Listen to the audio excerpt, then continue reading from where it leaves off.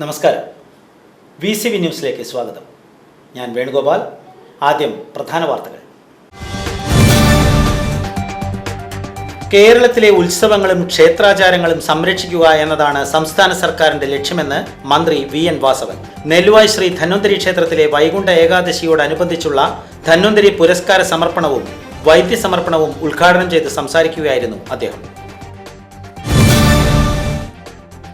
Vadakkanchery block പഞ്ചായത്തിൽ 2025-26 സാമ്പത്തിക വാർഷിക പദ്ധതി രൂപീകരണവുമായി ബന്ധപ്പെട്ട് പ്രഥമ വർക്കിംഗ് ഗ്രൂപ്പ് യോഗം ചേർന്നു. ബ്ലോക്ക് പഞ്ചായത്ത് ഓഫീസിൽ നടന്ന യോഗം block panchayat president KV Nafeesa ഉദ്ഘാടനം ചെയ്തു. മച്ചാട് തിരുവാണിക്കാവ് ഭഗവതി ക്ഷേത്രത്തിൽ പുതിയ നടപ്പുര ഗോപുര സമർപ്പണ ചടങ്ങ് ദേവസ്വം വകുപ്പ് മന്ത്രി VN വാസവൻ നിർവഹിച്ചു. വെടിക്കെട്ടടക്കമുള്ള ക്ഷേത്രോത്സവങ്ങളെ തകർക്കുന്ന കേന്ദ്ര സർക്കാർ നയങ്ങൾ പിൻവലിക്കണമെന്ന് മന്ത്രി ആവശ്യപ്പെട്ടു.